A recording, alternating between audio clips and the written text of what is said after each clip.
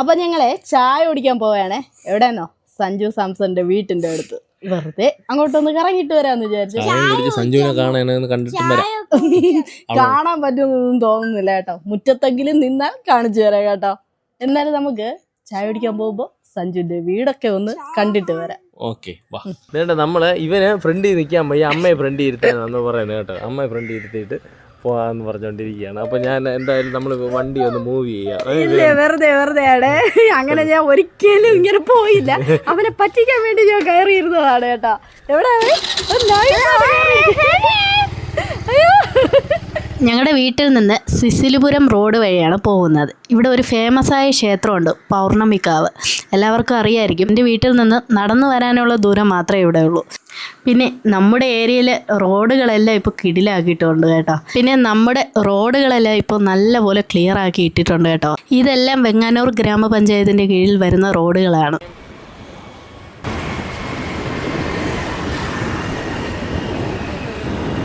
ഇത് ഞങ്ങൾക്ക് ബൈപ്പാസിൽ പോകാനുള്ള ഒരു ഷോർട്ട് കട്ടാണ് കേട്ടോ. ഇതുവഴി സിറ്റിയിലോട്ട് പോകാൻ എളുപ്പമാണ്. പിന്നെ ഞങ്ങൾ ചായ കുടിക്കുന്നത് ഈ വെങ്ങാനൂർ ജംഗ്ഷൻ്റെ തൊട്ടടുത്തുള്ള ഒരു ചായക്കടയിലാണ് കേട്ടോ. ഇവിടെ ഇടയ്ക്കൊക്കെ വന്ന് ഇങ്ങനെ ചായ കുടിക്കാറുണ്ട്. ബൈപ്പാസ് വഴിയൊക്കെ യാത്ര ചെയ്യുമ്പോൾ ഇവിടെ വന്ന് ഇവന് ഭയങ്കര ഇഷ്ടമാണ് ഈ ബ്രെഡ് ബജിയും പപ്പട ബജിയൊക്കെ. വല്ലപ്പോഴും ഇതുവഴി യാത്ര ചെയ്യുമ്പോൾ ഇവ ഈ കട നോക്കി വെച്ചിരിക്കും കേട്ടോ. ഇവിടെ വന്നേ പിന്നെ ചായ കുടിക്കത്തുള്ളൂ. നമ്മളെപ്പോൾ എവിടെ പോയാലും ചെറുപ്രായത്തിൽ തൊട്ട് ഇവനെ എനിക്ക് തോന്നുന്നു എടുത്ത് ഒരു 3 മാസം ഹോസ്പിറ്റലിലായിരുന്നു. പിന്നെ വന്നിട്ടുള്ള ടൈമിലെല്ലാം നമ്മളിവനെ എവിടെയെല്ലാം കൊണ്ടുപോകുമെന്ന് പറയും. കാരണം നോക്കാൻ ആരും ഇല്ല, അതാണ് ഒന്നാമത്തെ കാര്യം. ഇങ്ങനെ കൊണ്ടുപോകുന്നത് ഇപ്പം അങ്ങനെ കൊണ്ടുപോയി എല്ലാവർക്കും അറിയാം. നമുക്ക് എപ്പോഴും ഒരു സോഷ്യൽ കോണ്ടാക്റ്റ് എപ്പോഴും നല്ലതാണ്. കാരണം നമ്മുടെ കുട്ടികൾ കുറച്ചുകൂടെയൊക്കെ ആകുമ്പോഴത്തേന് പുറത്തിറങ്ങി എന്തെങ്കിലും തെറ്റുകളൊക്കെ കാണിച്ചു കഴിഞ്ഞാൽ അവർക്കറിയാൻ പറ്റും ഇന്ന ആളുടെ മകനാണ്, എനിക്കറിയാം. അവർ അത്രയും നമ്മളോടുള്ള സ്നേഹം വെച്ചിട്ട് വിളിച്ച് പറയും, നിങ്ങളുടെ കുട്ടി ഇങ്ങനെ നിൽക്കുന്നു, അല്ലെ അവിടെ നിൽക്കുന്നു, അല്ലെ ഓടുന്നു, സൈക്കിളിൽ പോകുന്നു, ബൈക്കിൽ പോകുന്നതിൻ്റെ കാര്യങ്ങളെല്ലാം നമുക്ക് വിളിച്ച് പറയും. പല പയ്യന്മാരെയും പുറത്ത് ഇറങ്ങിയാൽ ആരുടെ മകനാണെന്ന് പോലും അറിയാൻ പറ്റാത്ത കാലഘട്ടമാണിത്. കാരണം അതിൻ്റെ എല്ലാം കാരണം സോഷ്യൽ കോണ്ടാക്റ്റ് ഇല്ലാത്തതാണ്. അതില്ലാത്തതിൻ്റെ കാരണം ഫോണാണ്. ഫോണിൻ്റെ അമിതമായ ഉപയോഗം. അവിടെ റൂമിൽ കയറിയിരുന്നു എപ്പോഴും ഫോണിലാണ്. അവർക്ക് മറ്റുള്ളവർ വിളിക്കുന്നത് തന്നെ അവർക്ക് ഇഷ്ടമില്ലാത്തൊരു രീതിയാണ്. അത് ഈ സോഷ്യൽ കോണ്ടാക്റ്റ് ഇല്ലാത്തതിൻ്റെ ഒരു കുഴപ്പമെന്ന് പറഞ്ഞു കഴിഞ്ഞാൽ അവരൊരു കാര്യങ്ങളും ആരോട് ഷെയർ ചെയ്യത്തില്ല. അപ്പോൾ ഒരു ബുദ്ധിമുട്ടുണ്ടായാലും ശരി, അതുപോലെ തന്നെ അവർക്കൊരു സന്തോഷം ഉണ്ടായാലും ശരി, സങ്കടം ഉണ്ടായാലും ആരോടൊന്നും ഷെയർ ചെയ്യാൻ അവർ നിൽക്കത്തില്ല.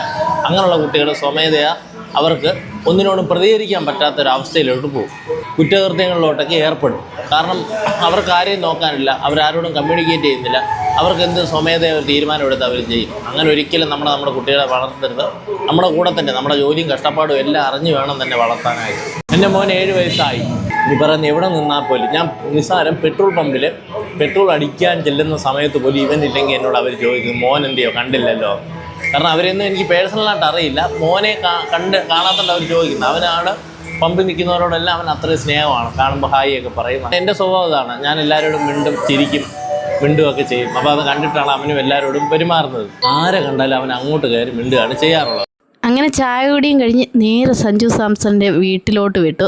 ഇത് വെങ്ങാനൂർ ജംഗ്ഷനാണ്. ഞങ്ങളെ വീട്ടിൽ നിന്ന് ഏകദേശം ഒരു 3.5 കിലോമീറ്ററിനകത്തേ വരത്തുള്ളൂ കേട്ടോ. അങ്ങനെ ഞങ്ങൾ സഞ്ജു സാംസന്റെ വീടിൻ്റെ ഫ്രണ്ടിൽ എത്തിയിട്ടുണ്ട്. ഇതോ ആ കാണുന്നതാണ് വീട്. ഇതാ ഈ മതിലും ഗേറ്റും, ഈ നീല ഗേറ്റിട്ട വീടാണ് കേട്ടോ. ഗേറ്റ് എല്ലാം ക്ലോസ്ഡ് ആണ്, ആരെയും കാണാനൊന്നും പറ്റില്ല. പിന്നെ 2 ഗേറ്റുണ്ട്. രണ്ടാമത്തെ ഗേറ്റാണ് ഇത്. അപ്പോൾ ഇത്രയും അടുത്താണ് നമുക്ക് സഞ്ജുവിൻ്റെ വീട്. സഞ്ജു കാണുന്നുണ്ടോ? അപ്പോൾ നമ്മൾ സഞ്ജുവിൻ്റെ വീട്ടിൽ വന്നതാണ് കേട്ടോ. സഞ്ജുവിനെ കാണാൻ പറ്റുന്നില്ല. എല്ലാം ഗേറ്റെല്ലാം ക്ലോസ് ചെയ്ത് വെച്ചിരിക്കുന്നു. ഇവിടെ ഉണ്ടോ ഇല്ലോ എന്നൊന്നും അറിയത്തില്ല. എന്തായാലും സഞ്ജുവിൻ്റെ ക്യാമറയൊക്കെ ഇവിടെ ഇരിപ്പുണ്ട്. സഞ്ജു നമ്മളെ കാണുമെന്ന് തോന്നുന്നു. ഭയങ്കര ആഗ്രഹിച്ച് വന്നതാണ് ഇന്ന്. സഞ്ജുവിൻ്റെ ക്യാമറ ഇരിപ്പുണ്ട്. അപ്പോൾ സഞ്ജുവിനോട് നമ്മൾ പറഞ്ഞിട്ടുണ്ട് ഞങ്ങൾ 3 പേരും ഇവിടെ വന്നിട്ടുണ്ടെന്ന്. അപ്പോൾ എന്തായാലും കാണാൻ പറ്റിയ വളരെ സന്തോഷമായിരുന്നു. പക്ഷേ ഇത്ര അടുത്തായിട്ട് നമുക്ക് കാണാൻ പറ്റുന്നില്ല എന്നുള്ളത് കാരണം പുള്ളിക്കാരൻ്റെ തിരക്ക് കൊണ്ടാണ്. സഞ്ജു നമ്മളെ കാണുന്നുണ്ടായിരിക്കും. നമ്മുടെ എല്ലാ സപ്പോർട്ടും പ്രാർത്ഥനയും എല്ലാം സഞ്ജുവിനുണ്ട്.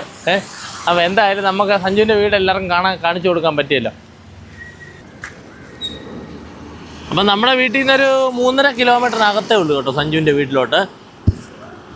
അത്രയും അടുത്താണ് കേട്ടോ. നമ്മുടെ നാടിനൊരു അഭിമാനം തന്നെയാണ്. അപ്പം എന്തായാലും നമുക്ക് കാണാനുള്ള ആഗ്രഹമുണ്ട്. എപ്പോഴേലും നമ്മൾ വന്ന് കാണും എന്തായാലും ഉറപ്പായിട്ടും. അപ്പം ഞാൻ ഹായ് പറഞ്ഞിട്ടുണ്ട് കേട്ടോ ക്യാമറയിൽ. ഇനി മീൻ വാങ്ങാനായിട്ട് ഈ റൂട്ട് വഴി വരാം. എന്നെങ്കിലും കാണാൻ പറ്റുകയാണെങ്കിൽ ഞങ്ങൾ കാണിച്ചു തരാം കേട്ടോ. കാണാൻ പറ്റുമെന്ന് അറിഞ്ഞൂടാ. ഫുള്ള് ക്ലോസ്ഡാണ്. പുള്ളിക്കാരൻ 2-3 ദിവസം എപ്പോഴും മീഡിയയിലായിരുന്നല്ലോ. അവരാരെങ്കിലും ഇങ്ങനെ ഡെയിലി വന്ന് ഓരോരുത്തർ ശല്യം ചെയ്യും. അതുകൊണ്ടായിരിക്കാം. ഞങ്ങൾ പിന്നെ തൊട്ടടുത്തുള്ളവരാണ്. അപ്പോൾ എന്തെങ്കിലും കാണാൻ പറ്റുമായിരിക്കും എന്നാണ് എൻ്റെ വിശ്വാസം. ഞാൻ ഇന്ന് പണിയും കഴിഞ്ഞ് വന്നപ്പോൾ രാവിലെ നല്ല രീതിക്ക് കിടന്ന ഒരു വീടാണ് കേട്ടോ. ഇത് എനിക്കൊന്ന് കൊച്ചങ്ങ സേവയാണ്. കൊച്ചങ്ങ സേവ എന്ന് പറഞ്ഞാൽ ഈ മാർക്ക് കിട്ടാൻ വേണ്ടിയിട്ട് മഞ്ഞളും അതുപോലെ എല്ലാ സാധനങ്ങളും കൂടെ എടുത്തിട്ട് മഞ്ചാടിക്കുരി എങ്ങാണ്ട് അതിനകത്ത് ഇട്ടിട്ടൊരു ഇവൻ്റെ ഒരു ഹോമമാണ്. എന്താണെന്ന് അറിയത്തില്ല. ഇനി ആഹാരം കഴിക്കാതിരിക്കാനാണോ എന്തോ ഒരു പിടിയില്ല. ഇങ്ങനെയുള്ള ഹോമങ്ങൾ ഇടയ്ക്ക് ചെയ്യാറുണ്ട്. വീട്ടിൽ മീൻകറിക്കിടാൻ മഞ്ഞപ്പൊടി ഇല്ലായിരുന്നു. ഞാൻ നോക്കിയപ്പോഴത്തേക്കും എല്ലാ ഹോമത്തിനെടുക്കും. ഇപ്പം മുളക് പൊടി, മഞ്ഞപ്പൊടി, മറ്റേ ഗരം മസാല ഇതൊന്നുമില്ല, എല്ലാം ഇവൻ ഹോമത്തിനെടുക്കും. ഇതുപോലെയുള്ള 10-40 കൊച്ചങ്ങ പറക്കിക്കൊണ്ട് വെച്ചിട്ട് ഈ കൊച്ചങ്ങ ഈ മഞ്ഞളിൽ മുക്കി ഹോമം ചെയ്ത് ഇതിലോട്ടിടും. അപ്പോൾ ഇവന് അതിലെന്തൊരു ആനന്ദം കണ്ടെത്തുന്നുണ്ട്. എന്താണെന്ന് അറിയത്തില്ല. ഇത് ഏത് തരം ഹോമമാണെന്ന് ഇപ്പോഴത്തെ മന്ത്രവാദികൾക്ക് പോലും അറിയത്തില്ല. ഇനി അവരിതിനെപ്പറ്റി റിസർച്ച് ചെയ്തുകൊണ്ടിരിക്കുക.